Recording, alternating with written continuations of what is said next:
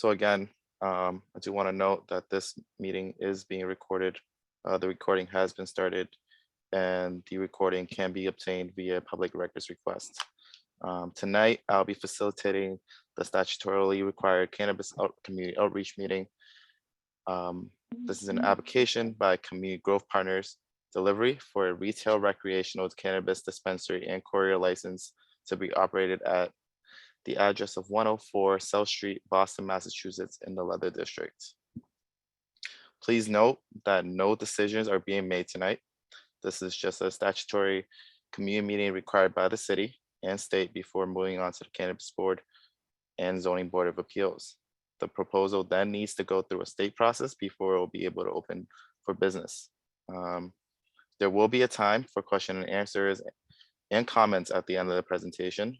Please wait until the presentation is over before asking questions. There's also an open comment period, meaning that if you do not get called on tonight, or if you think that your questions have not been answered, you can reach out to myself or the project team and we will work together to get you the information that you want. I do ask that all questions be directed towards the applicant and myself only. The applicant will answer all questions related to their proposal to the best of their ability, and I will answer questions specific to the city's process to the best of my ability.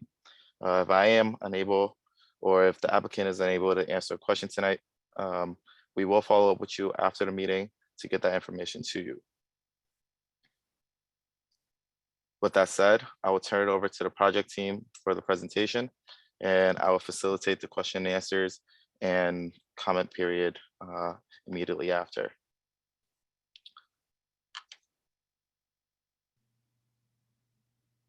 Great, thank you so much, Chu.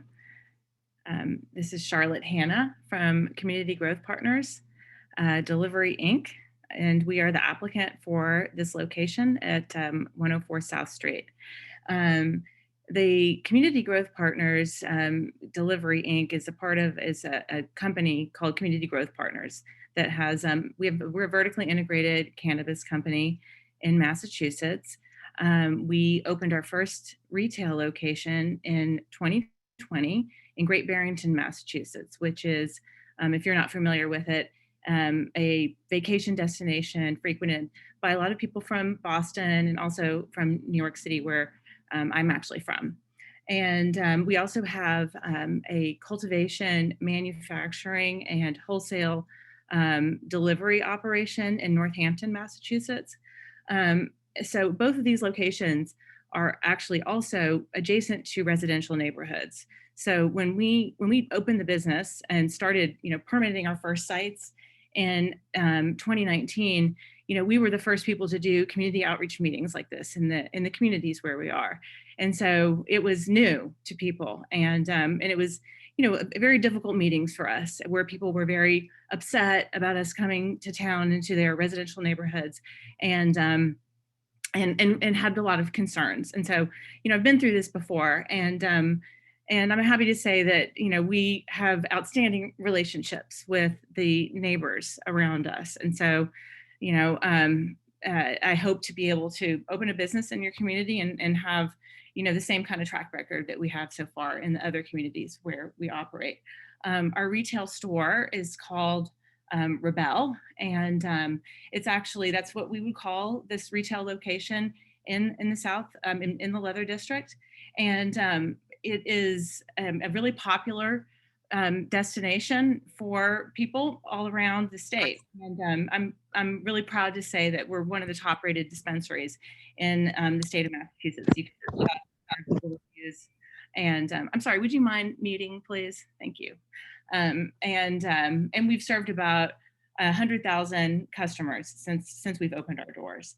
And the one thing that I can say about the customers and the kind of dispensary that we've designed is it tends to attract, a more affluent, I would say, discerning kind of customer that is, more canna curious. And that's the way that we've designed our store, is to appeal to that newer customer. And that's what really attracted me to the industry. In the early days, when we first opened the store, it was, it was sort of like what everybody hears about in the news, lines out the door, lots of people. And I'll say, over time, it's normalized as more stores have opened. And, I wish we had lines out the door all the time, but we don't. It feels when like a normal steady stream of people coming into a store, just like any other kind of store. It like going to Aesop, or Blue Mercury, or places that I like to shop. And so, just a little bit about me. I have had a very interesting career. I spent a decade on Wall Street. I worked at Goldman Sachs for a long time.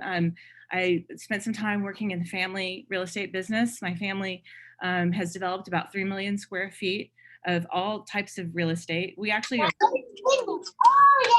on meeting, please, Linda. Thank you. Thanks.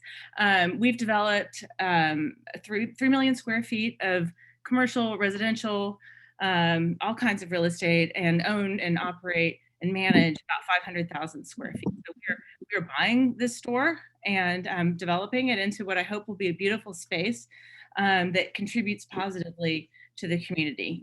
Where we opened our retail store in Great Barrington, we became sort of an anchor for Main Street, and we're part of bringing other sort of elevated high-end retail to the community where we are. And so I hope to be, I love the leather district. One of the things that before I, early in my career, I worked on social justice issues and as a young woman, and I, worked with homeless families, and I developed sort of what you will call social enterprises and self-sustaining nonprofit organizations that generated revenue for themselves. I started a farm in San Francisco on vacant land in the urban farm, and trained homeless women to farm the produce. And we sold it to high-end restaurants. Alice Waters of Chez Panisse, if you've ever heard of it, bought our produce. And I also worked on in economic development in New York City. As I worked in the Union Square Local Development Corporation, and was a part in the 1990s of helping to redevelop the Union Square neighborhood. So my angle on economic development has always been about lifting people up with, while helping communities prosper. And that's something I think is a little bit different about the way that we have organized our business, Community Growth Partners. It has a very strong social purpose. We've raised about $100,000 just in 19 months of operations for local community nonprofits. And that's something that you'll hear more about later in our presentation, that we'd like to bring to the Leather District as well. We also, every single person in our company earns equity in the company. So, the goal is to help lift, again, everyone up with us and bring prosperity to the community and to all of our employees. So that's just a little bit about me and who we are. And I want to just take a moment then to also introduce Marcus Williams, who is my partner on this location. So Marcus, I'll turn it over to you. Sure, thank you, Charlotte. Thank you, Chu, ONS, for hosting us. Really appreciate the turnout. Excited to have this meeting and looking forward to our discussion. As Charlotte mentioned, at CGP, I'm the Vice President of Community Growth Partners. I met Charlotte about 4 years ago now, going on 4 years. And, it's been a long road building this business, but, we've had a lot of successes along the way, and really looking forward to continuing that success in Boston. In those past 4 years at CGP, as Vice President, I've led our business operations on a daily basis, as well as our business intelligence and technology strategies. And prior to joining Community Growth Partners, I spent about 13 or so years in the technology sector in a variety of roles. During that time, I pretty much worked exclusively in the financial district and in Seaport. Thank you for muting. Pretty much worked exclusively in the financial district and in Seaport. So I'm very familiar with the Leather District neighborhood. It's an area that I frequented pretty much on a daily basis for years. I'm also a lifelong Bostonian resident myself. I like to consider myself a generational Bostonian. Both my mother and father were born and raised in Boston. They raised myself and my siblings here in the city. Both sides of my family still live in Boston. And my wife and I are proud to say the same about our young son and daughter. I have a 6-year-old and a 5-year-old that were also born and raised in the city. So, really glad that they're able to carry on that tradition as well. And I say that mostly to say, I fully understand as a Bostonian the importance of neighborhood and community to many people on this call. And of course, family to many people on this call. It's something that I consider to be of the utmost importance myself. I think especially in regards to this industry, the cannabis industry, and making sure that companies, like ours, are being a positive contributor in the communities in which they operate. So to that end, as majority owner of this future establishment, I'll personally be the primary point of contact for anyone in the neighborhood, for anyone in the city, anyone that wants to inquire or has any questions or concerns. I want everyone on the call to feel confident that they have access to the business, that they have an open line of communication to somebody who shares a lot of the same values and even concerns as yourselves. And that, I will personally be an active participant in the daily operations and execution of the business in a way where everyone's heard and everyone has a seat at the table. So with that said, I'll pass it over to Brandon to go through some of the slides. May I say one more thing that I forgot to mention, Marcus, real quick before we have Brandon? Definitely. And that is that I personally really have been looking for property in the Leather District neighborhood to purchase since 2019 when I decided to get into the business. This is my favorite neighborhood in Boston, and I mean that sincerely because it really reminds me of home. It reminds me walking around and getting a feel for the people that live in the neighborhood. It feels like a place that I personally, identify with. And I made an offer on Lincoln, where Nahal is. I made an offer on a place on Beach Street. I've been trying for a long time in this neighborhood, and so it's kind of interesting now that I understand there is another applicant here as well. So it's Murphy's Law, but I want you to know that I have a personal affinity for this neighborhood, and this is why we are here. So with Brandon, so please take it from here. Thank you. Thanks, Charlotte. Thanks, Marcus. My name is Brandon Kurtzman. I'm a partner with the law firm Vicente Cedarberg. I'm in our Boston office. I am also a Boston resident since 2007. I live in Back Bay, and I've actually been very fortunate to spend a lot of time in the Leather District. Some of my closest friends live there.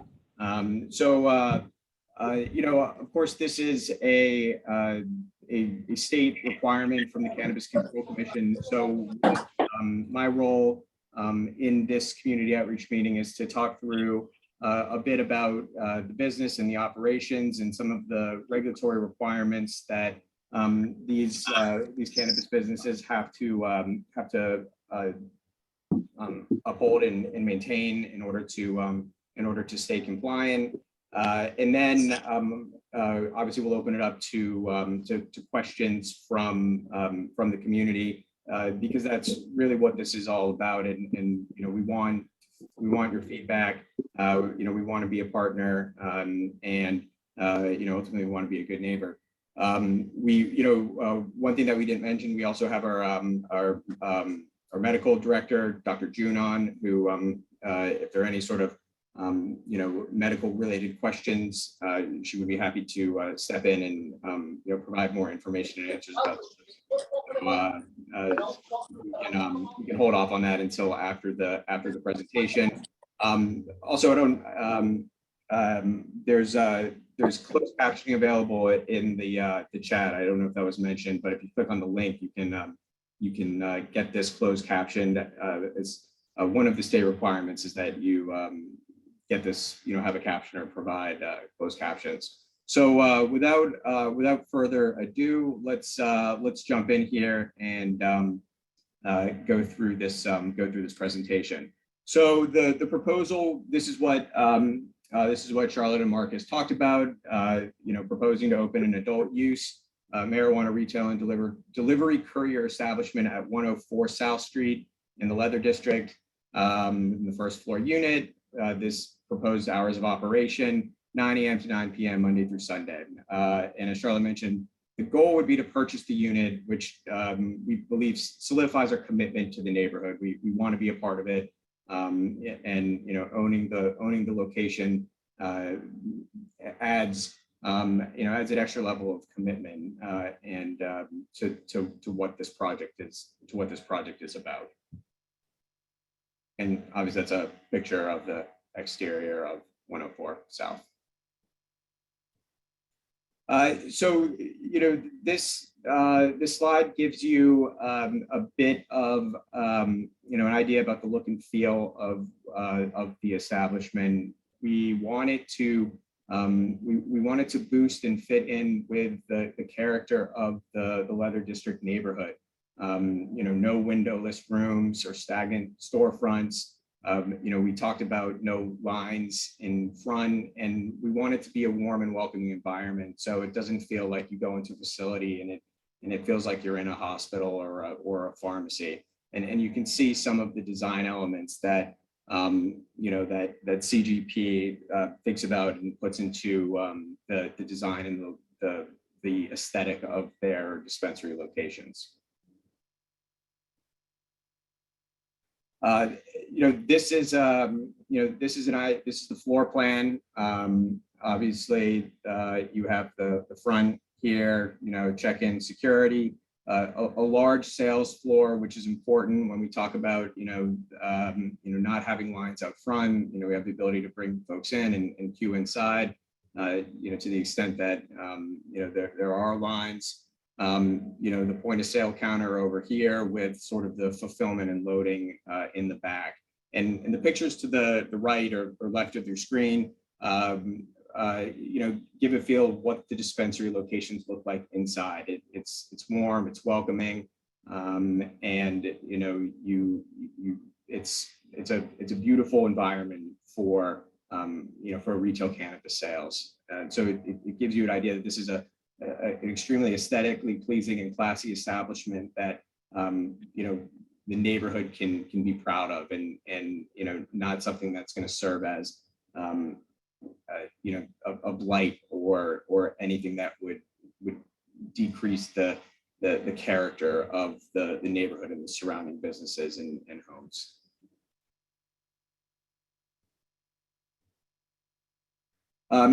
In researching this location and sort of, knowing about the Leather District neighborhood, we know that there has been a common point of consternation as it relates to, local security and nuisance prevention, particularly in some of the alleyways and streets behind the businesses.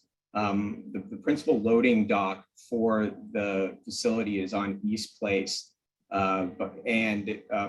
we, in recognition of these issues, we are, committed to enhancing the safety of East Place through the installation of infrared motion sensor cameras within any sensitive areas. These can loop into the Boston Police Department system. And then during the hours of operation, we will, we'll be able to monitor the cameras and these in these areas to discourage any loitering or nuisance behaviors that would occur.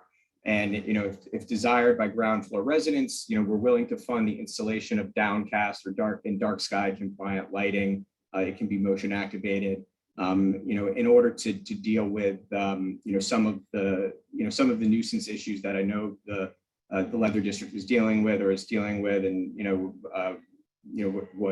became more of a concern during COVID as some of the businesses that were there started to close down, and there was encampments of individuals in these alleys. So by having an active loading dock that's monitored, we feel that we can help decrease these some of these nuisance issues and help contribute to the betterment of the neighborhood. And the betterment of the neighborhood is really going to be a common theme throughout the rest of this presentation. So I apologize if it's you know, a repetitive theme, but we feel it's important to hit on, you know, to hit on these topics because we understand going into this that there are, you know, obvious concerns about the business and what, you know, what we're trying to do here.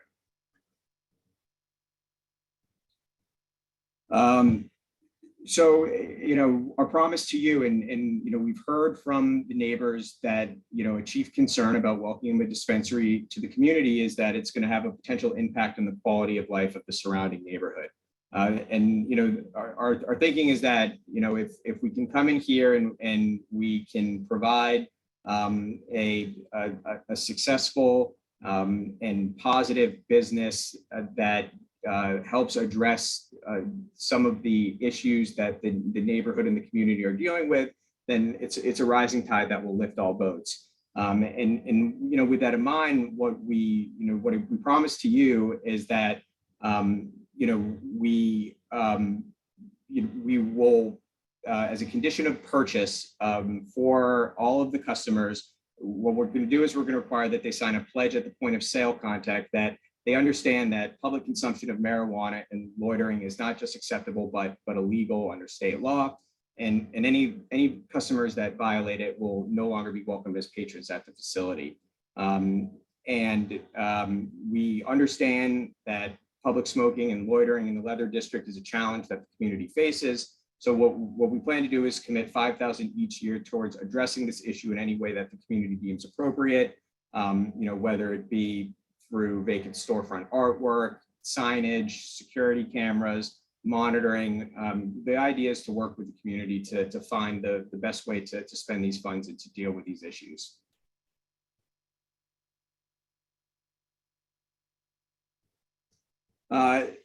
Along the same lines, you know, we want to make sure that the community knows that, you know, this isn't smoke and mirrors, and that we're actual human beings, and that we're available to talk to and address these issues as they come up. You know, a 24/7 contact phone number will be provided to the police, interested abutters, or nearby residents, local civic associations in the city, so that the concerns are addressed in real time.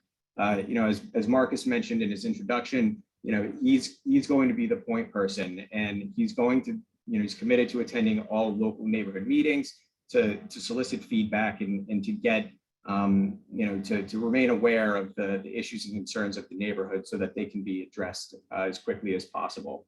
We're going to have external security personnel to ensure that pedestrians and bicyclists are able to safely traverse the area near the facility. And then, you know, the external security presence will monitor the premises to protect against some of the nuisance concerns that, you know, we mentioned before: loitering, you know, public consumption, double parking, littering, and really other concerns or nuisances that, you know, that the community, you know, the community has issues with. Again, you know, no public consumption is allowed on the site or the adjacent areas. That's state law, and we're committed to enforcing that state law, or helping the neighborhood and the police to enforce that. So if the community members express that there are areas of concern nearby, we're willing to install additional surveillance that can be hooked up to the the Boston Police Department system, so that, you know, we could actively monitor and deal with any type of public consumption issue that that is occurring or you know, might occur.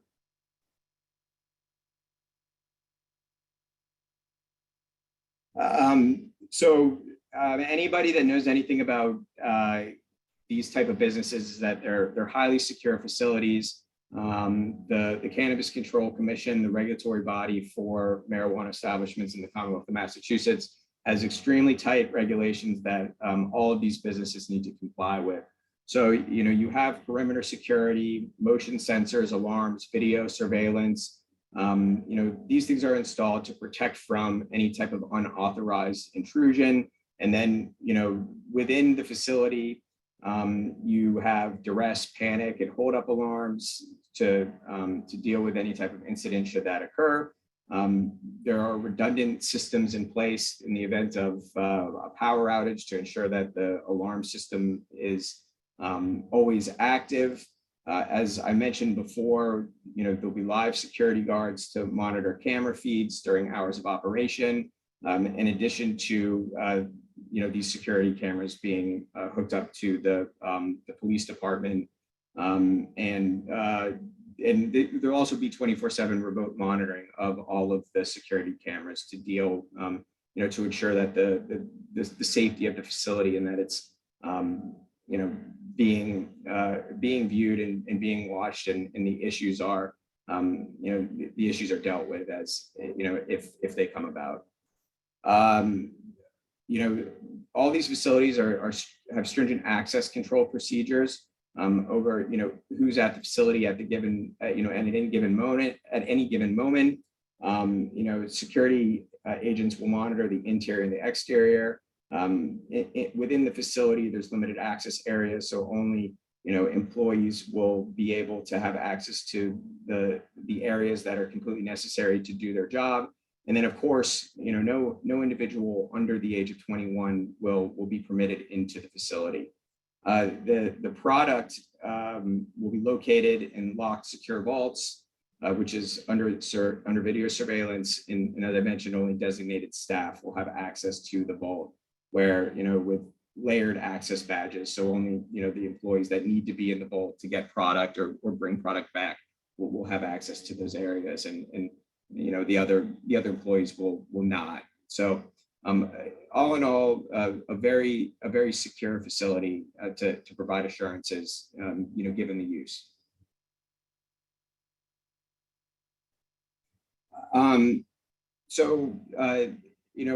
A big concern with the cannabis industry and with the Cannabis Control Commission and with ourselves is diversion prevention, which is making sure that that cannabis does not get to individuals that should not have it, particularly to minors.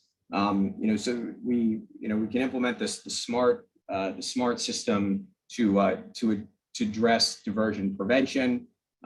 So as separation is, policies and procedures are implemented to reflect a separation of duties where there are overlapping processes for diversion risk to ensure that the chain of custody and individual accountability are always maintained and verifiable. Marketing, being compliant with the marketing regulations, ensuring that no advertising or marketing is attractive to individuals under the age of 21, and ensuring that all of the products that are sold at our facility are properly packaged and have the proper labels and warnings as required by the Cannabis Control Commission. Access control, I mentioned this in the previous slide. Everything is kept in a secure manner to ensure that there's not loose product around the facility that someone can come and take. Everything is locked up, everything is secure, and everything is on video surveillance to make sure that all product is accounted for. There's strict reporting requirements under the commission regulations so that any unusual discrepancy in inventory is required to be reported to the commission and to law enforcement authorities no more than 24 hours after discovery of the incident. And then training. So making sure that the staff that we hire are aware of the compliance regulations and the steps that need to be taken in order to prevent diversion. This is sort of just a summary of the steps that will be taken to make sure that we're only selling cannabis to the individuals that are allowed to buy it under state law.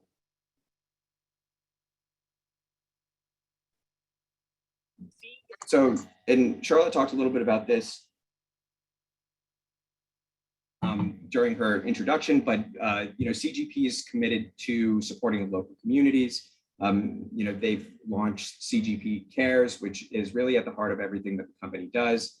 It provides financial support and real-world activation, and one part of that is that the retail teams receive 20 paid hours per year of community service to do for programs that matter to them. And we're hopeful that some of those programs will be community oriented within the Leather District. So, and again, as Charlotte mentioned, within just 20 months, they've committed almost $100,000 collectively for organizations like ROCA, Volunteers in Medicine, Global Empowerment Missions, and Leukemia and Lymphoma Society. And a lot of that financial support for the neighbors and the nonprofit partners has been through matching donations from the customers. And so that really allows us, to connect with the customers and to find the organizations and organizations and causes that they care about, so that we can, we can also contribute to them. With more possibly on the way, right now at least 10 states have either bans or restrictions in litigation. Susan, do you mind muting, please? Thank you very much. So with that, that's sort of just an overview. It's, I'm just looking at the, I'm looking at the participation here, and we have 56 members of the community or interested parties. And I'm sure folks have, questions about the team, the location, the process, and, that's really what this is about. It's, this is one step in an ongoing process to engage the community and talk about, talk about what we want to do and how we want to be a member of the community. So with that said, I will open it up to the Q&A, and I believe that Chu is going to moderate. So I'll turn it back over to him. Yes, sir. Thank you, Brandon. I just want to jump in and say one thing really quickly, just based on some of the chat I saw. There were some questions about our current location. So our Rebel dispensary right now, you can look it up. It's 783 South Main Street. That's in Great Barrington, Massachusetts, 01230. And as far as pictures and media, the Google business site has a lot of that. And as far as our Northampton operation, that location is 20 Ladd Ave in Northampton, Massachusetts, 01062. So I just wanted to put that out there for anyone that wanted to Google based on some comments I saw. Apologies, Chu. No worries, no worries. I want to thank the Community Growth Partners team for the presentation. And as Brandon had mentioned, we will now begin the Q&A comment period. To raise your hand, please go to the bottom of the screen and click on the reaction button and click on the hand. If you're calling in by telephone and have a question, please press *9. I will call on people by the order in which they raise their hand. If you have spoken once and then have a question after you speak, I will call on you after everyone that hasn't spoken had a chance to ask a question. I will also monitor the chat for questions. I ask that you change your name on Zoom to include your place of residence, as I had done so before. But I ask that, if possible, you raise your hand to ask a question due to the volume of people on this call. Please state your name and address before asking a question or giving a comment. You can also send your questions or comments to me at Chulan Huang at boston.gov, chulan.huang@boston.gov, and I also put my email in the chat. And I will also ask that questions and comments be limited to 2 minutes so that everyone gets a chance to speak. I'll put my email in the chat now.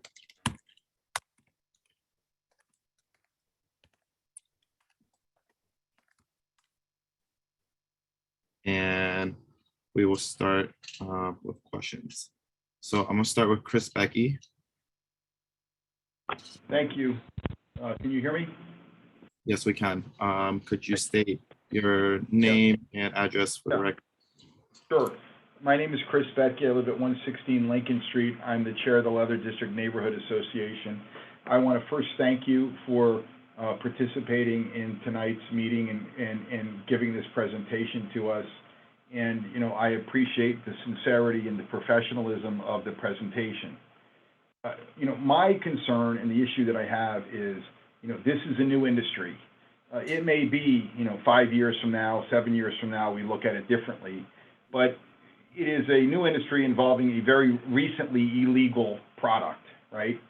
And as I'm listening to all of the things that you say you're going to do, and by the way, I do not doubt the sincerity of it, about, issues about safety and addressing concerns that could result from your business, I come to the conclusion in my head, why in the world is this being proposed for a building that is partly residential? And it just seems to me such an awful, and no disrespect to anybody, but it seems like, and it may be a good location for your business, but it seems to me like an awful mismatch of uses. And I know we have a mixed-use neighborhood, but this is not a good spot for this particular business. For all of the reasons you say you are going to do things to prevent problems, this is a building where, there's a 10-year-old kid who lives up the stairs and who actually plays with my son and who I know is a nice young man.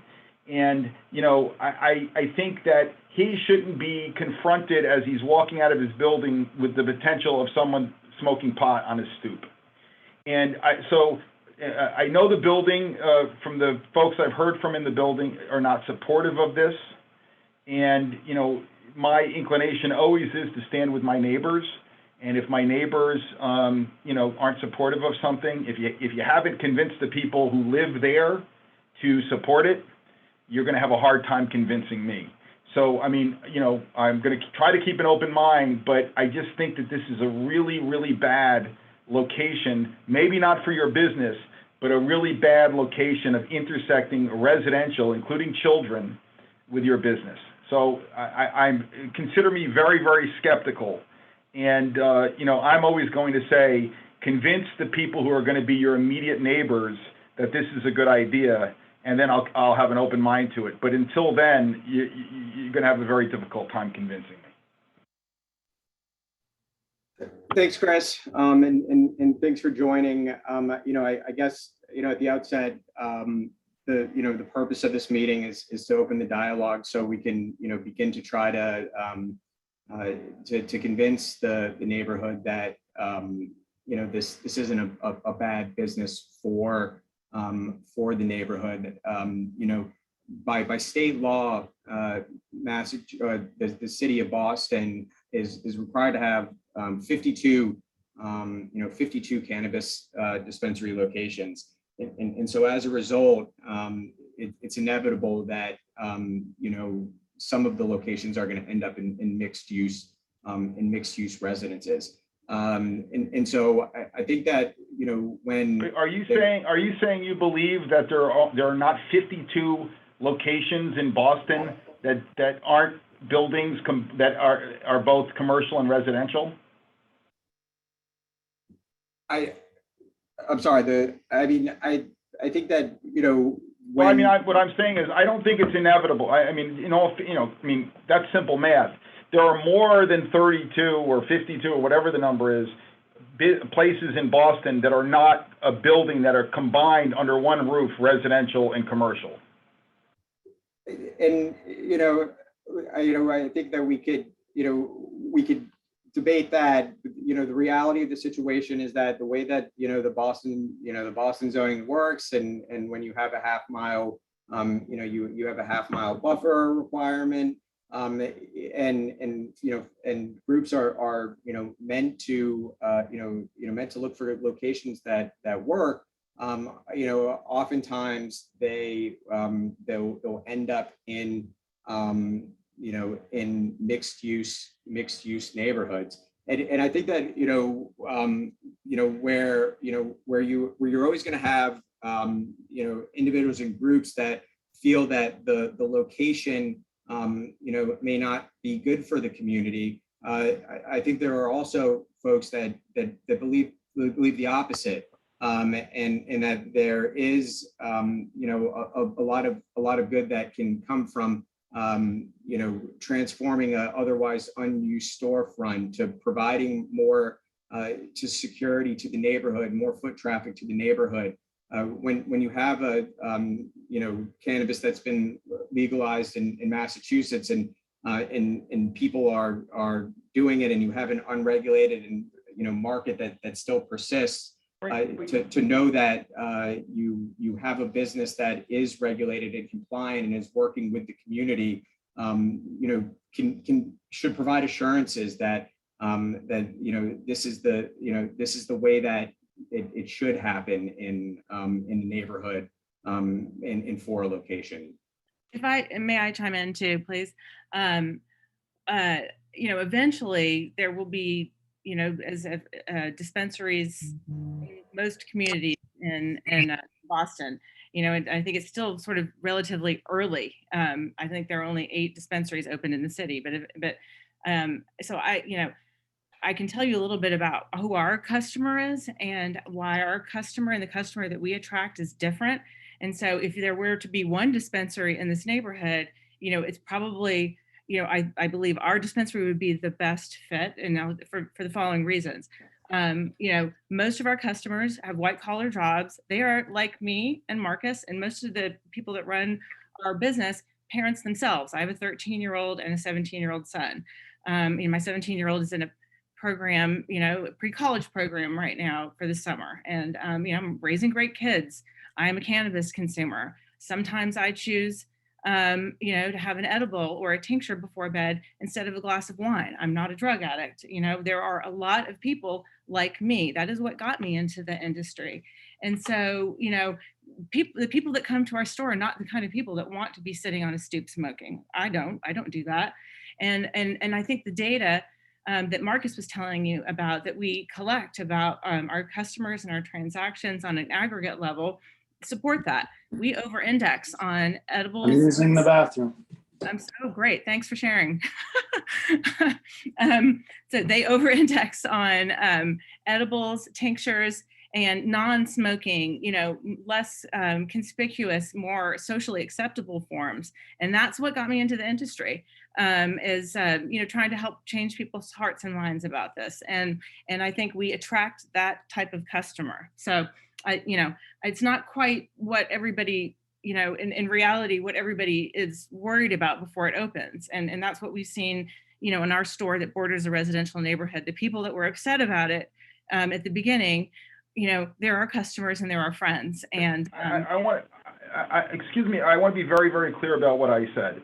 I spoke specifically about a building that is residential, right? So it's a big difference between just being in a neighborhood that is mixed use, that has some commercial and has some residential, and you're in some other location.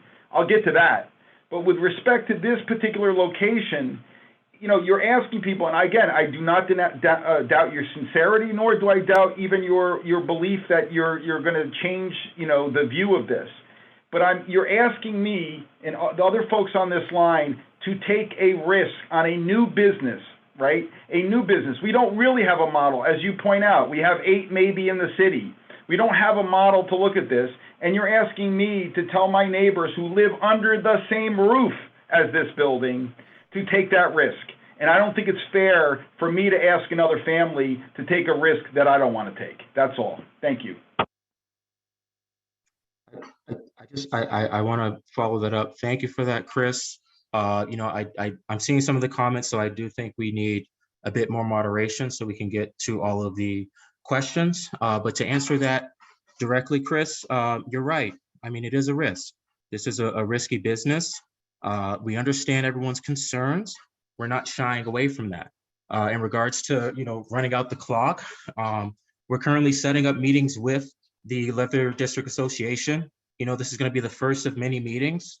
I'll take some one-on-one calls, we can't squeeze everything into this 2 hours. So we'd love to have some follow-up so we can dig more into these topics. But to address what you just said directly, Chris, it's not exactly an equal analogy. But again, our current location abuts Reed Street, which is probably the most residential neighborhood in Great Barrington. And directly adjacent to our store is a family with young children themselves. They bike out there and things of that nature. So, what I will say is this is something we've tackled before in a similar way. And I would like to think that leaning on that experience will help us be more effective than any other possible partner in doing this, at this very location. I do think it takes some goodwill and trust building and communication to make that happen. And we're definitely willing to do that on our part. And we're very hopeful that, others in the neighborhood are willing to build with us as well. So to answer you more directly, thank you. Thank you, Marcus, and thank you, team, and thank you, Chris, for your comments. Before we continue, I do want to address some things that I see in the chat. This meeting will be until 8 p.m., so we will give another hour for abutters to speak. And in regards to moderation, I will do 2 minutes for 2 minutes for both sides. So I'll give 2 minutes to for the comment, and then also 2 minutes for the applicant to respond. So that way we can remain timely and everybody gets a chance to speak. With that said, I do want to continue in the interest of time. So we'll move on to the next hand that I see here, and that's Fan Wang. Oh, actually, one more thing. So I do want to just reiterate that this is not the end of the community process. And also I see here that Councilor Melissa Lowe from Councilor Flynn's office is here as well. I do want to thank her for being here.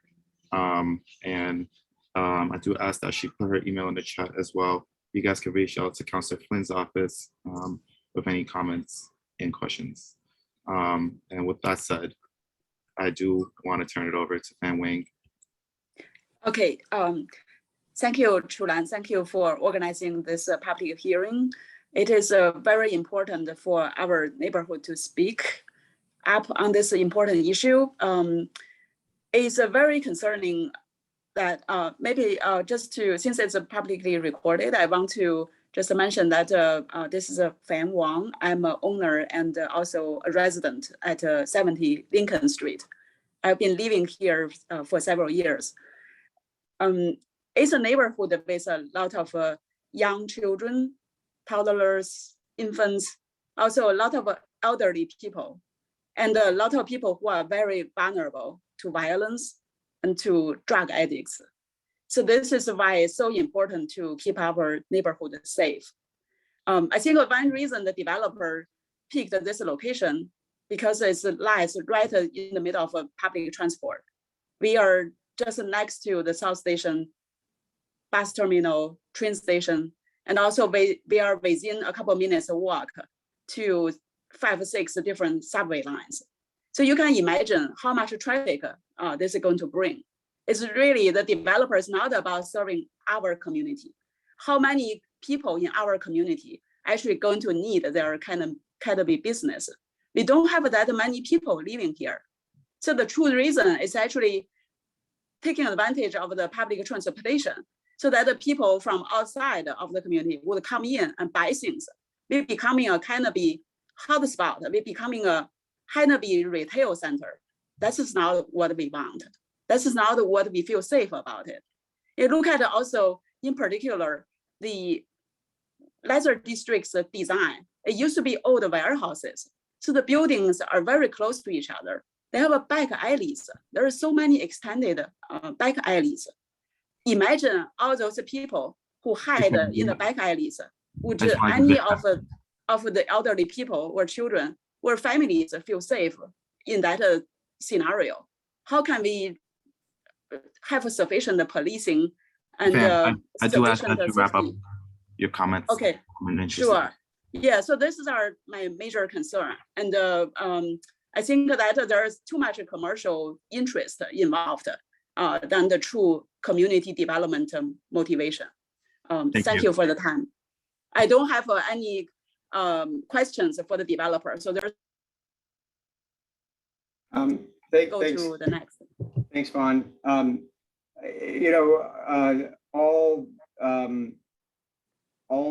All good comments. I think that I think that what is it's important to look at sort of the leather district and the the development of Boston in that area in a broader context. And what we're seeing right now is, development at South Station and new hotels and residences and other big projects that are coming in. And just by virtue of the fact that that the Leather District is such a hub, the growth is inevitable. The increase in the people coming through the Leather District is inevitability. And when you look at the type of businesses and that you want to include in the neighborhood, you want the type of business that is somebody that is somebody that you can reach out to, is a type of business that increases the security and has accountability. The studies indicate that the crime rates go down in neighborhoods where there is a cannabis dispensary by virtue of the level of security and regulation that is involved here. And so just knowing that the city is growing, that the Leather District is growing, that it's such a great area for all of the reasons that Fawn said, I think that you can derive so many benefits from having this type of business and these type of business people running it with this type of accountability. Thank you. So we will move on to the next question. I have Avro Carmine. Yes, hi. I apologize for my voice. I had surgery today, but I would not miss this meeting for anything. I'm going to rally and make my comment. I am the mother of the 10-year-old boy that lives in the same building. And I would like to say to Charlotte, Charlotte, I wholeheartedly agree with you that cannabis consumption has a stigma to it, and that I see nothing wrong with it.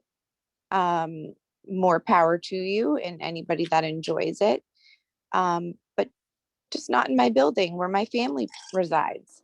And we're not moving. We're not going anywhere. My child has a great future in the Boston public schools, and we have enjoyed living here, and we enjoy hosting play dates here, and we share the same stoop.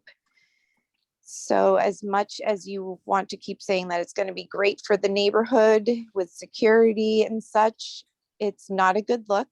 It's not anything that I would like to be smelling up the staircase, because before you were proposing this dispensary, it was a kitchen. It was called The Kitchen, and it was a wonderful neighborhood restaurant where gatherings were provided, and we got to say hello to our neighbors. And now it's going to be turning into a supposedly cannabis dispensary where we will be smelling those aromas up to us.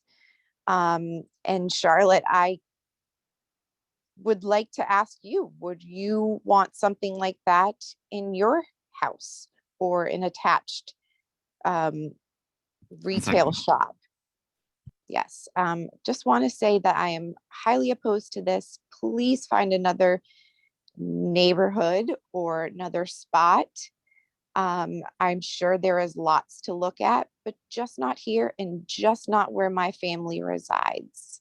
Thank you. Thank you, April. And I also wanted to address some comments in the chat. I have been asked to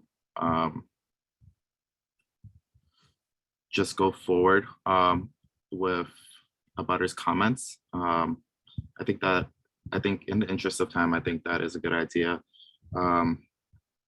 Unless there are, unless asked upon by the abutters or by the person making the comment, we will just go 2 minutes of comments, and then we'll just move on. Unless the applicant wants to respond or needs to respond to something. Yeah, true. I was gonna say, we're if, you know. No, we- Elise, she's not on. Mm-mm. We welcome the abutters comments and obviously respect everybody's opinion. And if there's not a direct question, then, you know, then that's fine. And, you know, people can get their, people can get their comments on the record. You know, I do just want to, you know, say that, you know, there would be no smell coming from the facility. You know, the technology that exists is like a negative air system with carbon, you know, carbon filters, so that, you know, there's no cannabis smell that would be exiting the facility. And everything is, you know, everything is packaged in, you know, in a manner so that, you know, this isn't going to be like an aromatic, you know, cannabis aromatic location. So, but with that, I'm not trying to, you know, go through this and rebut everybody's, you know, everybody's comments. You know, if you know, people want to, you know, air their opinions, or if they have direct questions, you know, we're here to answer them. But if people just want to, you know, put on the record, you know, their opposition and concerns, that's you know, that's totally fine. You know, we want this to be a you know, collaborative dialogue. But if you know, if there are no questions, then you know, by all means, we welcome the opinions. Thank you, Brandon. Cool. So I will move on to the next person. Go on to Stephen Mosley, 96 South Street. For the last two persons, I forgot to mention, please do state your address for the record before you speak. Stephen? Yeah, hi, thank you. And I want to thank everyone for the presentation. I am largely going to echo Chris's opinion. You know, Please do state your address. Sure, yeah, it's 96 South Street. So I just had one quick question for the applicants, which is the state of Massachusetts has a law of no cannabis dispensary is allowed within 500 feet of a school. I want to know why, and I understand letter of the law, you know, doesn't state anything about a neighborhood, but why do you believe that if the laws state that a dispensary is not allowed within a school or within range of a school, why would it be a good idea to be within range of children's homes? And how is that different in your minds? Obviously, the state is making some sort of statement about the impact of the adjacency of a dispensary to where children spend time. There are children in this neighborhood, as Chris mentioned, directly in your building. Avril made an impassioned plea to you. There are adjacent locations to this neighborhood, even closer to South Station, where you could achieve the foot traffic that you would get from directly within the neighborhood, within a building filled with children. Why do you believe that there would be no negative impact? You're talking about your desire to have a positive impact on this community. I'd love to see whatever studies you have that adjacency to children is not a good idea or is not a bad idea. Short of that, you know, that's pretty much it. Thanks, Stephen. I think that, you know, just to answer the question, you know, the setback requirement to schools is established because if you just made a setback requirement to anywhere where children reside, then you would defeat the purpose of the you know, the voters approving cannabis legalization. You wouldn't be able to locate anything anywhere. But I appreciate the rest of your comment. Brandon, the question is why you believe that law is written. Why do you believe that adjacency to schools is considered about it? And how many cannabis dispensaries are directly within primary tenancy residential neighborhoods? Sorry, that's a quick follow-up. How many in Massachusetts, how many primary tenancy residential neighborhoods have cannabis dispensaries directly within? Our Great Barrington location was one of them. I mean, so, you know, just to give you a sense, as of right now, Cypress Tree in Back Bay has over 400 direct abutters. Beacon Compassion in West Roxbury is directly next to a one-family residential district. Apopka in Jamaica Plain is directly next to 3-family residential district. Union Twist Alston directly next to 3-family residential district. High Street Capital in downtown has over 250 residential abutters. So it's, the sky has not fallen, and there's been no indication that the existence of these locations has resulted in any increase in youth cannabis use. In fact, the studies suggest the opposite, that states that legalize and regulate have decreases in cannabis use amongst teenagers. So I'll provide that information, and we can obviously follow up. I hope it's helpful, and we can. Yeah, I appreciate the answer. Just a quick closing statement that, I'm familiar with all of those areas. I don't know those specific locations, but I know that there are portions of each of those neighborhoods that are largely commercial and even industrial with very few residences around them. I would imagine that probably none of those are directly in a building that is mostly occupied by residences. In the interest of time, we must go on to the next question. But thank you, Stephen, and thank you to the CGP team for the response. So we will move on to the next question at this point. It's move on to Doug Stoddard. Doug, would you mind unmuting and stating your address and name for the record? Yes, hi, this is Doug Stoddard. I'm at 100 South Street. I directly abut 104, 102 South.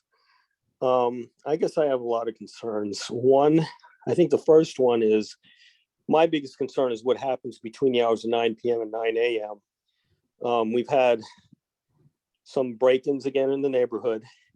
I'm afraid that this is going to bring a criminal element into the neighborhood that we simply don't need. We have enough problems already. With it being a cash business and with the product that they have, it's almost assured a break-in's going to happen. And I'm just not confident that they say they're going to be watching. The police, for one thing, don't watch cameras. So I don't understand that at all. And then the alleyway behind is definitely going to be an issue with people hanging out. And right now the police, when you call back there, because I've called 911 many times for people hanging out in the back, and the police just don't show up. Now, I know that's not your problem. I understand that's a city or a police problem, but this just is going to aggravate that. I also don't understand why the Sunday hours have to be so late. We don't have really any other business in the diner down the street that's open until 9 p.m. on a Sunday.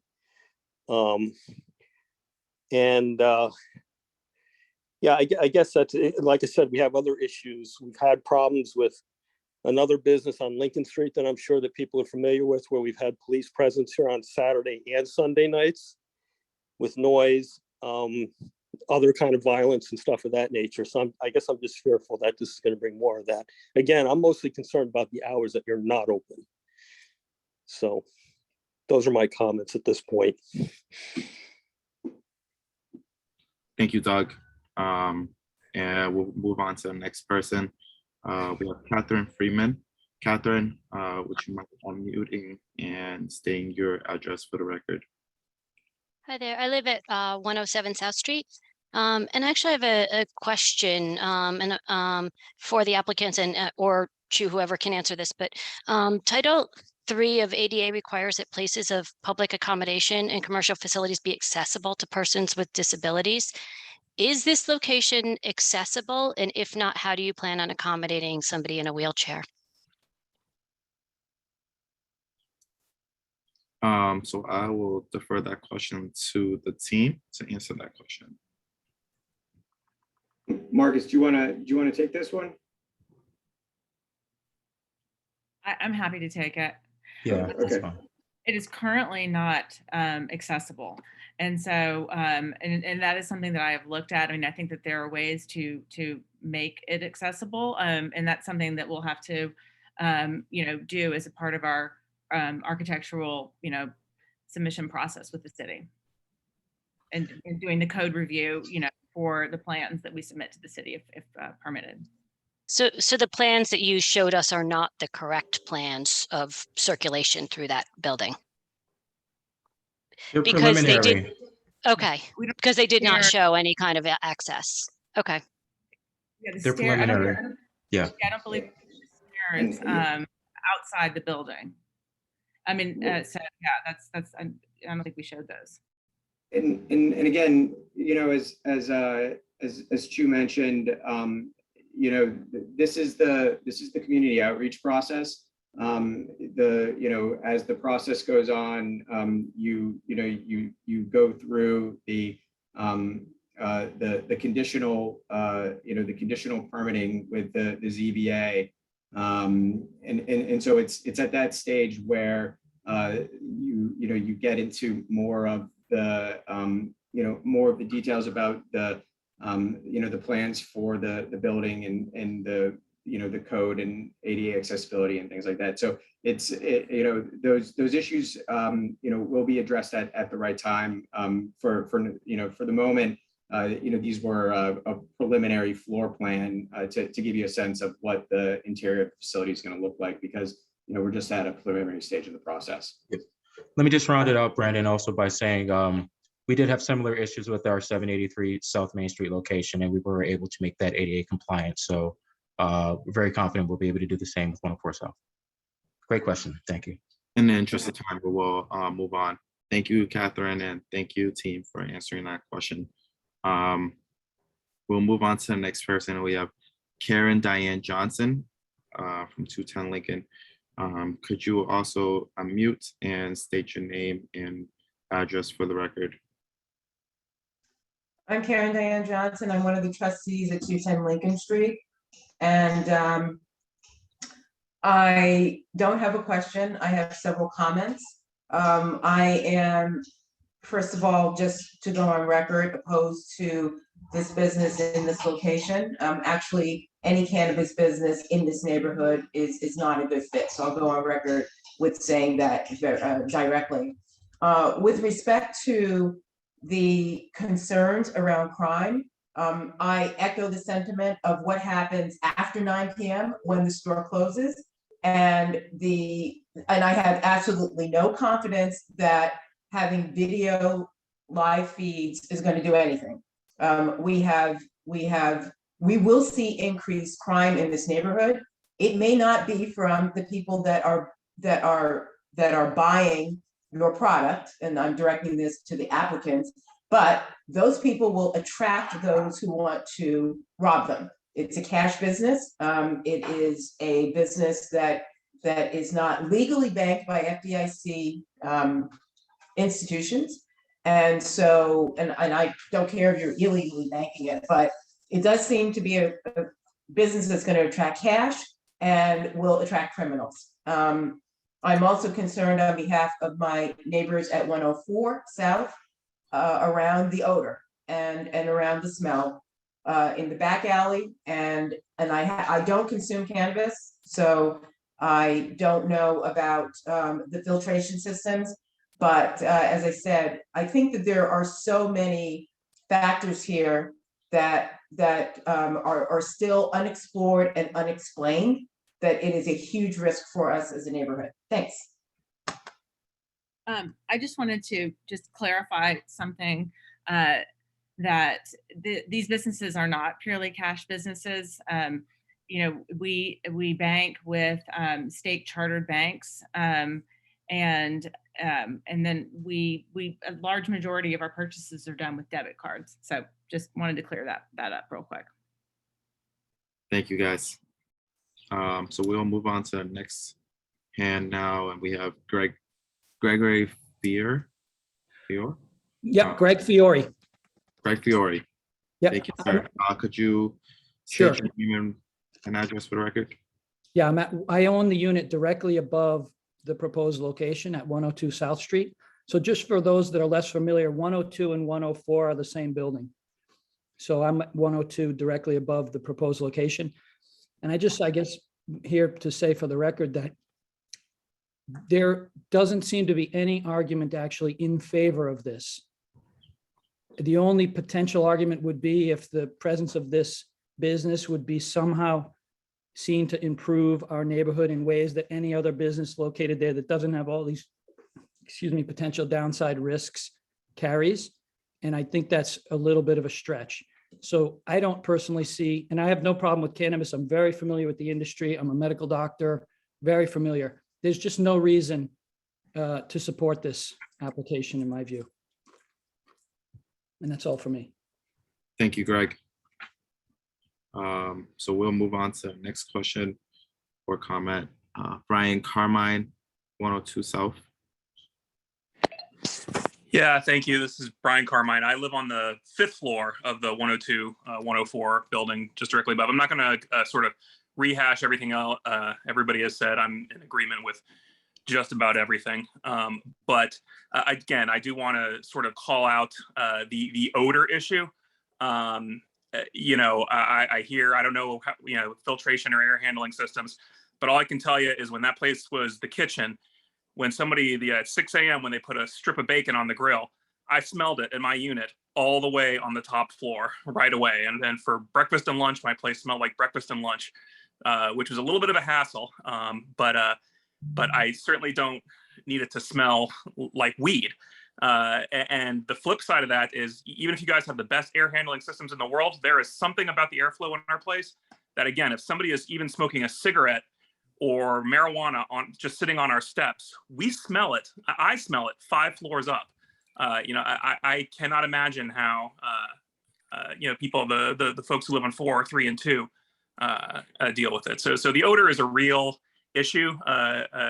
You know, in addition to everything that I agree with everybody else about, you know, the crime, the type of neighborhood, what happens after hours. So again, another resident of the building who just wants to go on record, we do not support this application. Thank you. Thank you. So we will move on to next comment. See Antonella. Hi, Antonella Pirone, 210 South Street. I'm listening and try really to hear which one are the benefits for us as residents of this business. And until now, I didn't hear one positive reason why we should support this activity.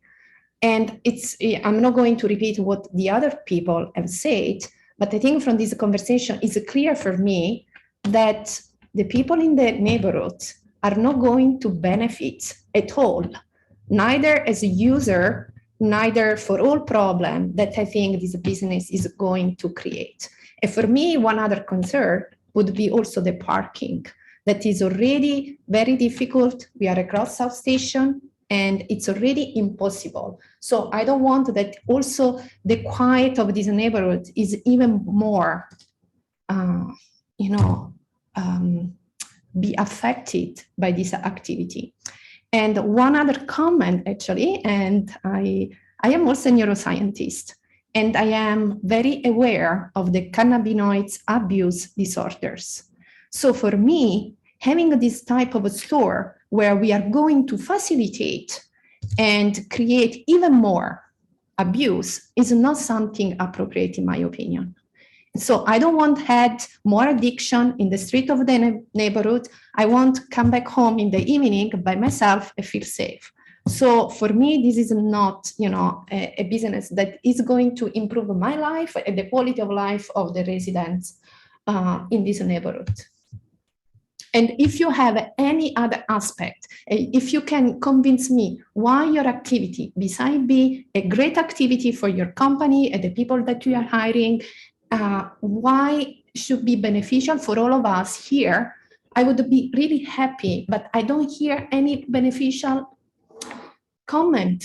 And so it's very hard to not oppose to this request. Thank you all.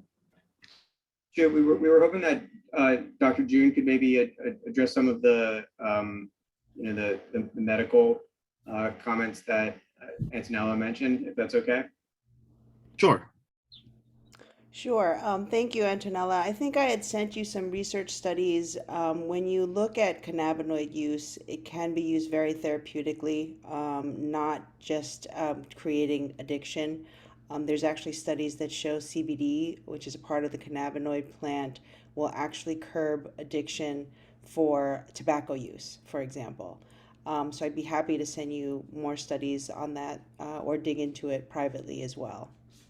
Yeah, the problem is that we are not talking about therapeutic cannabinoid use only.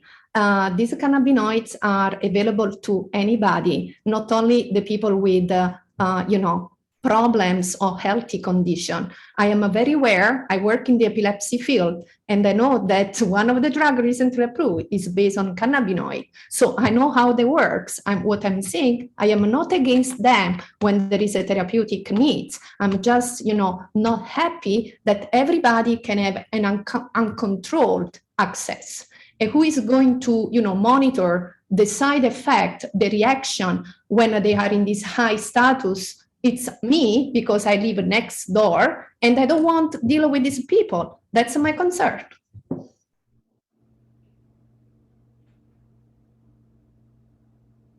Thank you. In the interest of time, we'll be moving on to the next comment. We have Chris and Jen from 107 South Street. Yes, hi. We just wanted to get on record that, we wanted to make this meeting. Could you state your name and address for the record, please? This is Chris Ingebrigtsen and Jennifer Farrell. We are owners at 107 South Street, 5A. We've already heard many of the reasons why this is a bad idea. This is a neighborhood that is, it's a mixed-use neighborhood that's primarily residential, that is home to many children, including we have 2 children, one of whom is special needs. We've already got a problem with all the wrong kinds of people frequenting the neighborhood because of the proximity to the bus station and every other thing. This is, we've got heroin users in the back alley of our building sometimes, and we just don't need to attract any more bad behavior in the neighborhood. And so, I noticed this meeting was set up for the 4th of July week. We're actually on vacation, but we have taken time away from our vacation to get on here and let it be known. We vociferously oppose this, and we will at every turn show up to voice that opposition. So I just want that on the record, and I appreciate that. And thank you.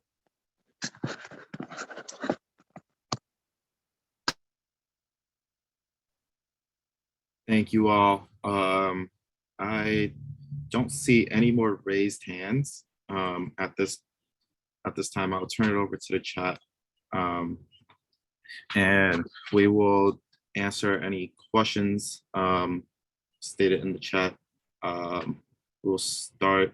Actually, we'll start from here. If you have any questions that you want to leave in the chat, please put question before your question in parentheses, and I'll read that question onto the record.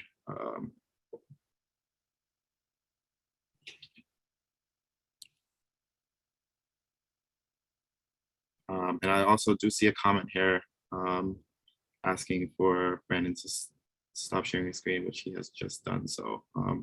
But does anybody else have any questions that they want to put onto the chat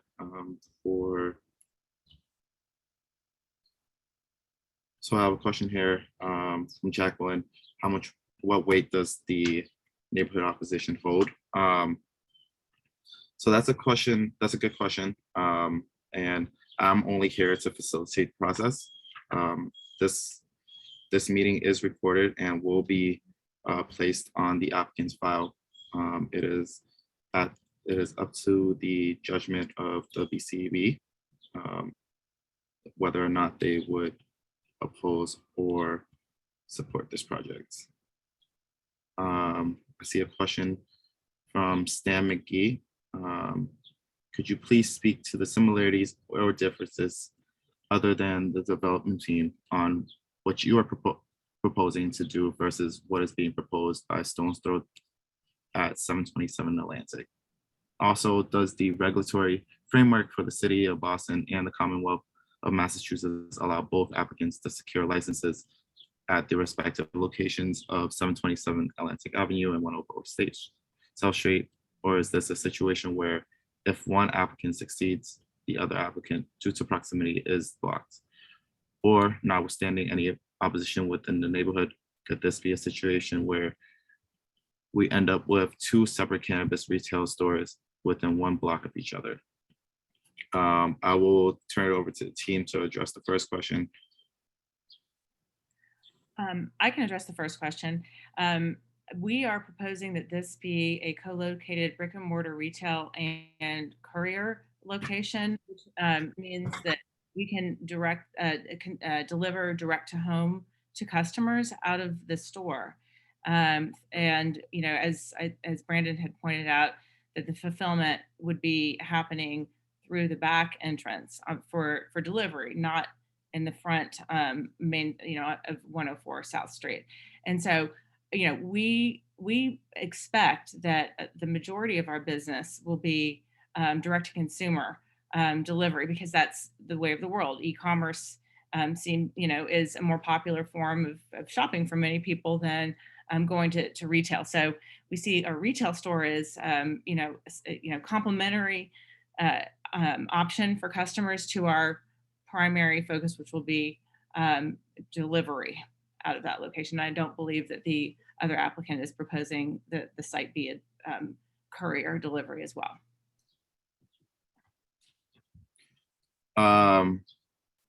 And to answer the second part of that question, I'll actually defer that question to Jasmine Nguyen, who is the head of the BCB process.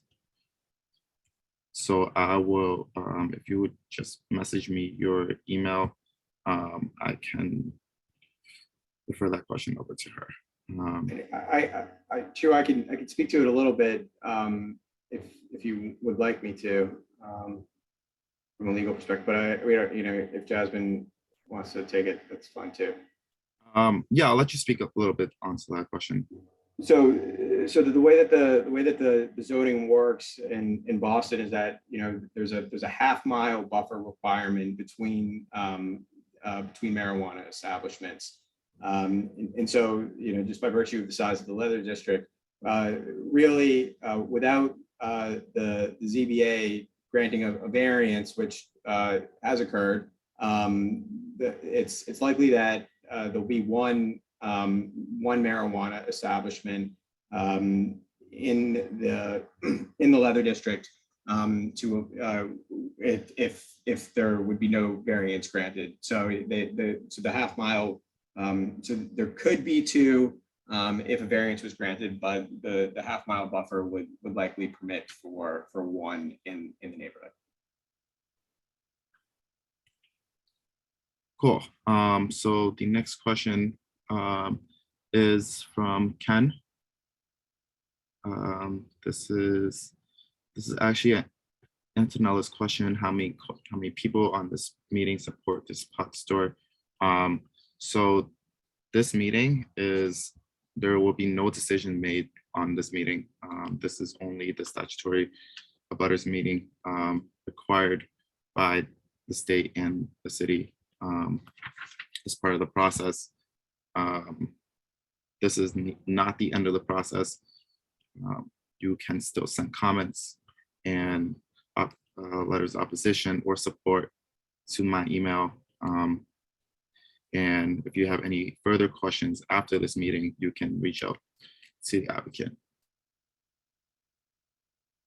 The next question is, Chu, can you tell us about the timing for this process? What the earliest date that this component could be granted a go-ahead and the milestone dates along the way? So until we get a green light from Jasmine Nguyen from the Cannabis Board, I don't know what the dates look like. Again, if you do shoot me an email, I'll leave my email again in the chat. I'll be able to follow up and give you some exact dates when we have some.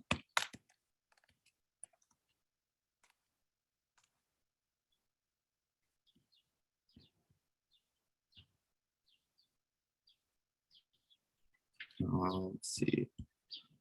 Looking here for the next question. Can our condo association write letters posing this application on behalf of the owners?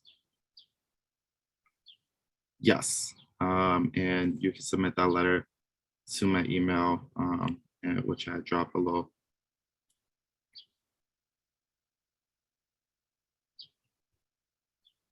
Do see a lot of comments here, but no question. Oh, there is. I have one here following up on Brandon mentioning the half-mile buffer requirement. How's the applicant addressing 104 South Street being within half a mile of Cannabis at 21 Milk Street? With approval of this location, it's requiring an exception to the half-mile buffer.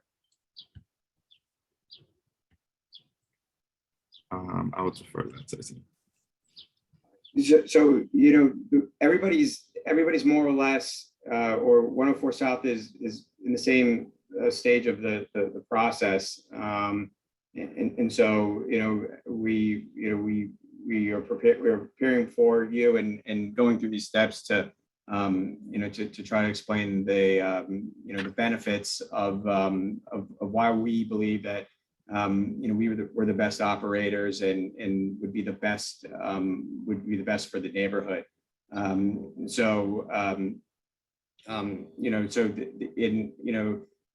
That's why we're here. That's why we're answering the questions. And that's why the other groups are gonna have to do the same thing in an effort to try to get support and explain, why it is that a lot of the concerns that we're hearing today can be properly addressed, and we can be a good addition to the neighborhood. So I also have a question here from Stephen Mosley from 96 South Street. Is the mayor's office at all discussing legislation around marijuana dispensaries in residential buildings? Is that an issue that can be addressed in this process? So I will defer that question to our policy team. I'm only here to facilitate the committee process for this specific proposal. If you email me that question, I can defer you to our policy team who can better answer that question. I had a question here from Jacqueline Church. Does this proposal include any provision of security paid for by these applicants? Yeah, all of the security is paid for by the applicants. And everything that's required, by the regulators, the Cannabis Control Commission, and then in addition to all of the additional measures that we are willing to take would be footed by us.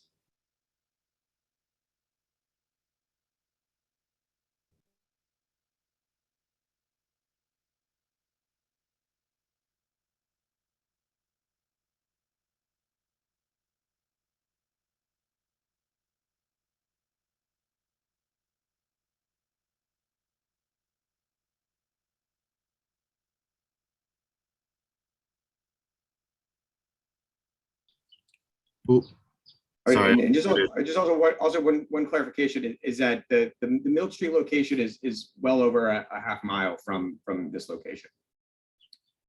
Sorry, I was muted. So I do see some hands raised. I see Lawrence Rosenblum, 118 South. Lawrence. Yes, thank you. I'd like to just comment on. Could you state your name and record? I'm sorry, Lawrence Rosenblum at 118 South. I'd like to just comment on a piece of information we just learned, that this is also going to be a center for delivery of product through the alley in the back of the building. And for those of us who know that alley, it is not suited for active use. The alley is very narrow. It's cobblestone. It's used for very informal parking by various people who live in the neighborhood. It is not even a great delivery location for your product. But if you think that you're going to get a driver to be able to bring a car in and out of that alley and make deliveries during your 12 hours of being open 7 days a week, you're greatly mistaken. It is not suitable, and you'd be putting your driver's life at risk. So I would suggest that you rethink that, because it's not going to happen. And when you do rethink it, you're going to basically be using your front door, which means there's going to be a driver with a car that's more often than not double parked on South Street. So thank you. Thank you. We will move on to the next hand. I see Karen Diane Johnson, and with Doug Stoddard.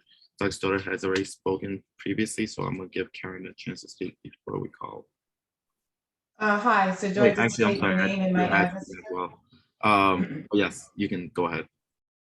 Yeah, so I don't know who made the point around it being, was it Brandon? About the location being more than half a mile. I actually just put it into Google Maps and it's not. That's all I wanted to say. And I thought it was actually a mile that you needed a variance for any location that's under a mile. Is that, am I incorrect?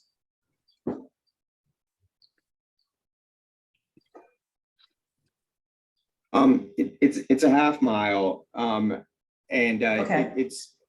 I would just caution that you know, as great as Google Maps is, it's not the definitive resource when it comes to measuring the distance. It's door to door, and you know, we've looked into You know it. what, you're splitting hairs. It's fine. It's all right. You're a lawyer. That's what you Understood. do. Okay, thanks. Karen. Doug. Yeah, I wanted to echo the thing about the back alleyway. That's why I raised my hand again, because that was a new piece of information, is the fact that they tend to use the back alleyway as an active way. And I just don't see that happening. Keep in mind that there's no snow removal on that back alleyway. And there's also the potential for ice dams and various other things back there that you cannot expect for the rest of the people, the residents on East Street, to pay for your luxury to deliver product. The other thing too, I have a question for you, Chu. Can you explain to the rest of us exactly what your function is here? And the other part two of that question is, do you live in any of the neighborhoods that you represent? Yes, I grew up in Chinatown. I grew up actually right on the edge of Chinatown in the South End, on Tremont Street. So I have been here all my life. That doesn't answer my question. Do you live in the neighborhoods that you represent currently? Yes, I live in the South End, which is right across the bridge from Yeah, I know where the South End is. I've been here for 40 years. Yep. Okay, and can you please explain to the rest of the people on the call exactly what your part in this is? Yep, so that absolutely. we all understand. Absolutely, yeah. So my job is to facilitate the process. I am here to host this meeting here. This is the statutorily required meeting required by the state and the city before they can move forward to the Cannabis Board and the Zoning Board of Appeals. So are you an interested party in this? I'm sorry? Are you an interested party in this? I am not. The Mayor's Office of Neighbor Services do not take a stance on any cannabis proposals. So you're neutral, completely. Yep, we will defer to the judgment of the board. Okay, I'm just trying to understand your position because you didn't explain that. So Doug, as part of the state requirements for the community outreach meetings and having them virtually, there needs to be a independent moderator. Different municipalities will do it differently, and the way that Boston does it is that they have it moderated through somebody from the community liaison from the mayor's office. I understand all that. I just want to make sure that the person who's chairing this lives in the area that we are talking about and is not living in Worcester or Springfield or Quincy or someplace else. So, It's not okay, chair, it's just moderating, but I. okay. Well, I'm trying to understand that he understands our concerns. You understand? I do, Doc, and I can understand. assure you that I definitely do not live in Worcester, and I live within. Well, no, miles. I just threw that out there as an example. I just wanted to make sure that we had someone that was in the city, part of the city. And if you're new, that's fine. I understand that you're neutral. I don't take that makes sense. Okay, thank you. That's it. Thank you. And to Matthew's comment, yes, all city of Boston employees are required to live in the city of Boston. So I'm gonna move on to the next question. Have the applicants looked at locations in the post office square location? No residents and tons of empty storefronts.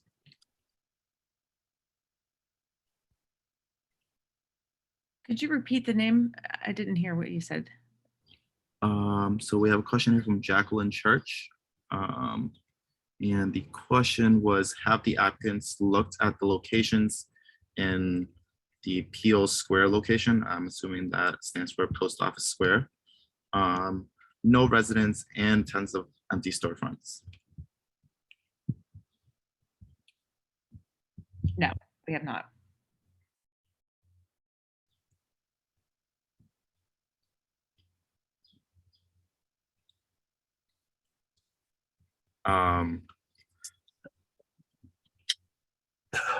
Jacqueline asks why.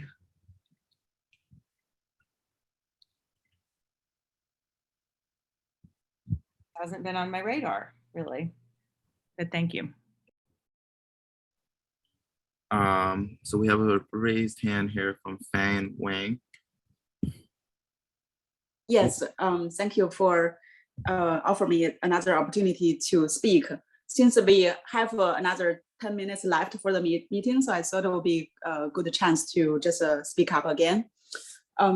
Since I had previously 2 minutes, I think I want to also give a reference of the potential this cannabis business will lead our community into. So I used to live in New York City for many years. As a reference point, just around the 36th Street to 38th Street block west of Penn Station. That block has historically, just because of the proximity to the train station as well. There are, if you do a Google search on the map, there are multiple locations of those drug rehab centers, and also a lot of those cannabis and related business. But historically, or just because they are there, so that only rental apartments are available because people don't want to live there. It's dangerous. It's just hectic. You have to walk through, passing all those drug addicts, leaning against a wall, try to do something that you don't want to see. I think this cannabis business has a potential to get our neighborhood into that unfortunate situation. Currently, there are not too many neighborhoods in the downtown urban area, and I'm afraid this cannabis business will lead into urban decay. That people take a train or subway coming in, do whatever weeds or whatever things that you don't want to have in your own neighborhood, and totally destroy our very charming leisure district. So this is the final comment I want to make, and I'm strongly opposed this cannabis business. I think it shouldn't happen here. Thank you. Do we have any further questions? I see Stephen Mosley. Hi, thanks again. Stephen Mosley, 96 South Street. Just one last point regarding the increases in security. You talked about adding security systems, lights, et cetera, motion detectors around your business. Is the proposal for an increase of security in the area an implicit admission that your presence in the neighborhood will increase criminal activity? And if not, why the proposal for increased security? What's the problem that's being solved? So, so thanks, Stephen. So again, the evidence suggests that the location or the existence of a cannabis dispensary in a neighborhood decreases crime. The security regulations that were alluded to are state regulatory requirements. So it's not an implicit admission that these businesses increase crime. Again, it's suggested that the opposite is actually the case. Again,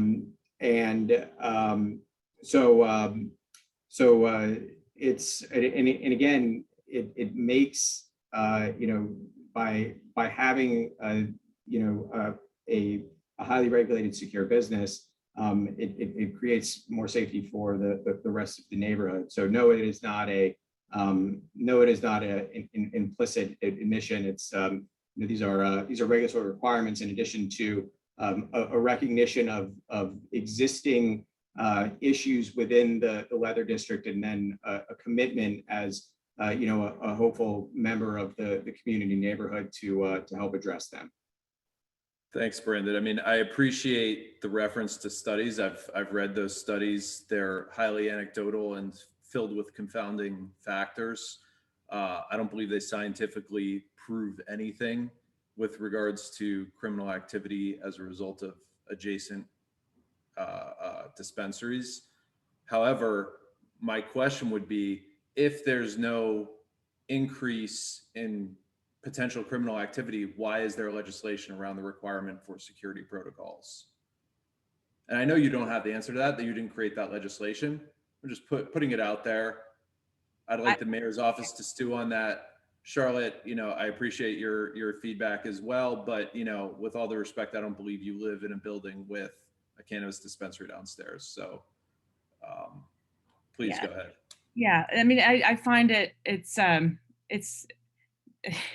these are the things that we deal with as being early movers in the industry. And I'll just say, in Brooklyn, where I live, I walk past 3 liquor stores on my way to drop my children off at school, and I'm not worried about my children becoming alcoholics. It's just we're dealing with cultural change, and so I think there are a lot of, in designing the legislation, some of the things that personally, quite frankly, I find that are overreaching and not necessary. I mean, we have in our store in Great Barrington 56 security cameras. It's because we're required to by state law, not because. So I just think it's something that the legislature, and the regulators designed to make people feel more comfortable with something that's new, more than necessarily the need for it. So that's my 2 cents personally. With all due respect, I mean, you're talking about your personal experience with businesses, adult serving businesses around your residence. In my opinion, a retail business within a residential community should serve the will of the residents. It shouldn't be bringing external factors within and into the neighborhood. This business doesn't serve the will of this neighborhood, and it's replacing a business that was beloved by this neighborhood, was run out by the owners of the space that you're attempting to purchase. They obviously don't care about the neighborhood. I'm hoping that my neighbors will join me in petitioning heavily to the mayor's office against this business. It's obviously directly opposed to the needs of this neighborhood, and I think there's a lot of I feel like you guys are pretty tone deaf as to what the neighbors are saying here. All I keep hearing is that you're hoping to assuage our opinions. I don't know what there is to smooth over here. Nobody wants this business in our neighborhood, so you're not serving our needs. I suggest that you find someplace else. That's all. Thank you. In the interest of time, we do have to move on to the next question. I have a question here from Jacqueline Church. She does ask that, does anyone here support? So I do want to address that question. There will be no vote that will be taken here tonight. there are no decisions that are being made here tonight. This is just the statutory community meeting required by the state and the city before the applicant moves on to the Cannabis Board and the Zoning Board of Appeals. Please submit any written letters and or letters of support or opposition to my email. And I will drop my email in the chat again. And that's chulan.huang@boston.gov. And we will attach it onto the applicant's file.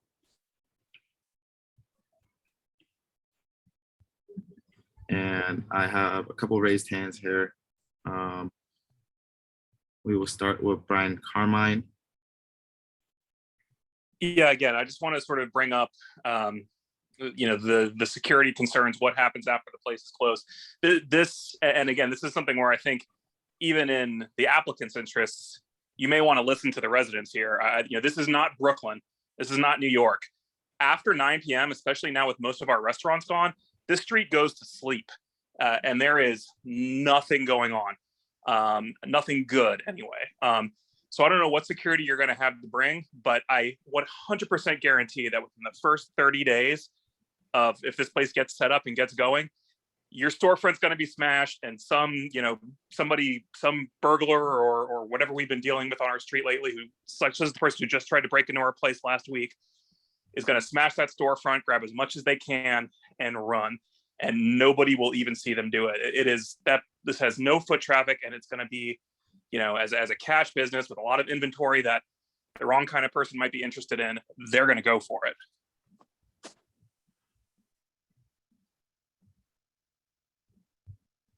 I do have another question here in the chat from Jacqueline. Have these applicants walked this neighborhood at night when the bar is open on Lincoln? The crime and addiction we already live in.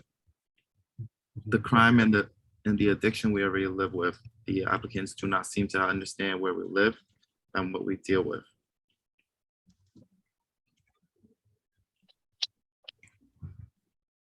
Do you guys want to? Yes, we've walked the neighborhood at night.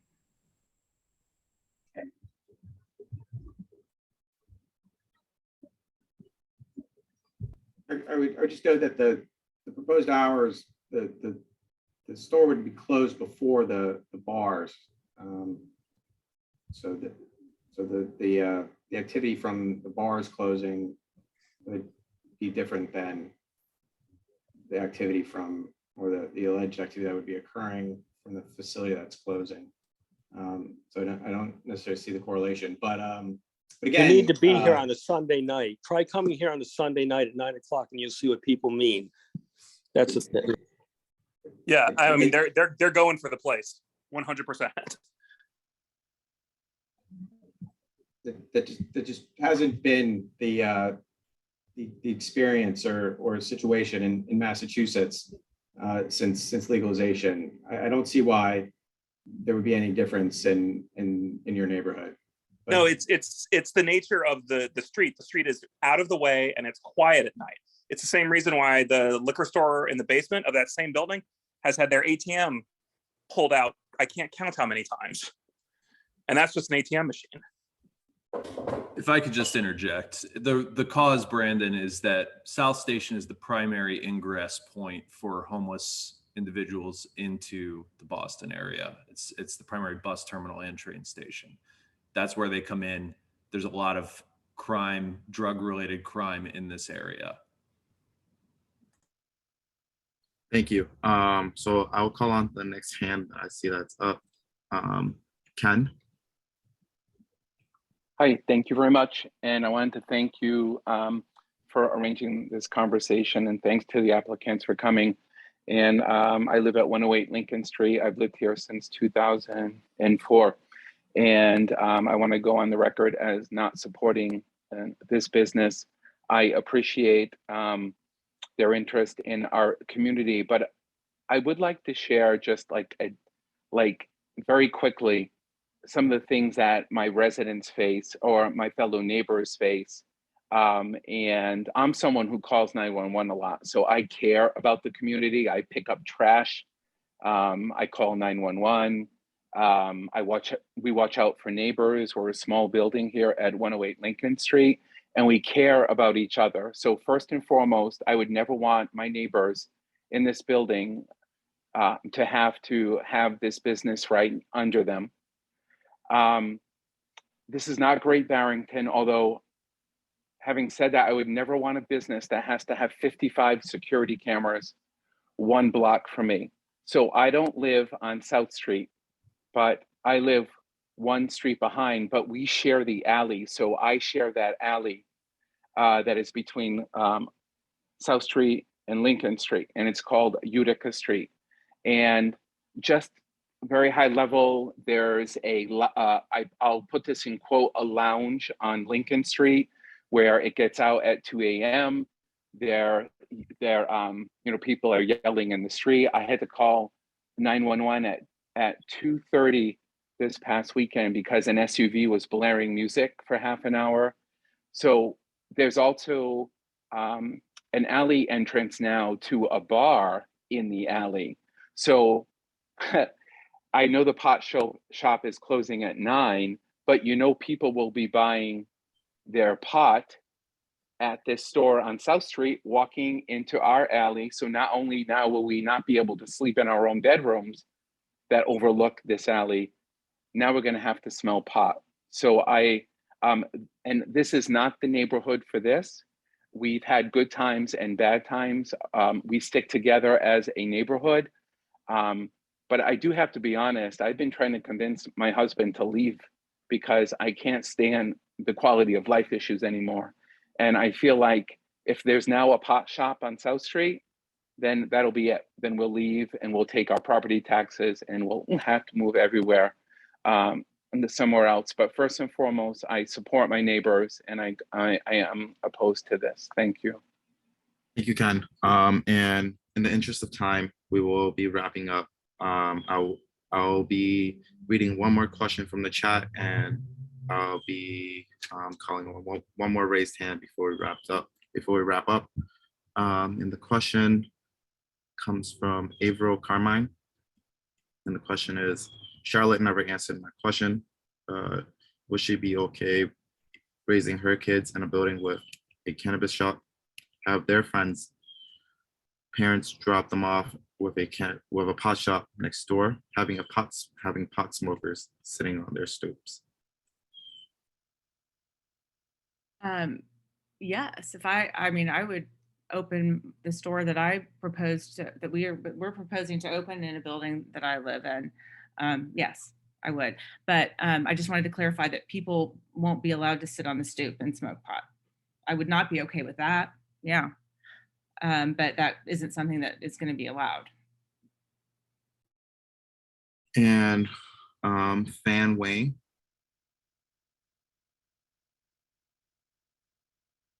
Yes, I just want to say, I put it in the chat as well. I think it will be very informative for the Zoning Board of Appeals to conduct or order a market analysis. How many people this cannabis business will actually get the business from within our neighborhood, from the residents, and how many share of the business will actually get from outsiders. That will be very telling about their true purpose and who they really serve. I don't expect that they would get more than 10% of their business actually from residents of the Leather District. And I think that is a strong signal and information to show that their true motivations not serving our community. Instead, it's just to make a profit, to enrich their already very wealthy multi-million commercial real estate development portfolio. Thank you. Thank you, Fan. And with that, we'll wrap up this community meeting. I do want to thank the Community Growth Partners Delivery Team again for presenting and coming in front of the neighborhood. I do want to thank all the neighbors for being here tonight with us. This was a very important conversation, and I do want to reiterate again that this is not the end of the community process.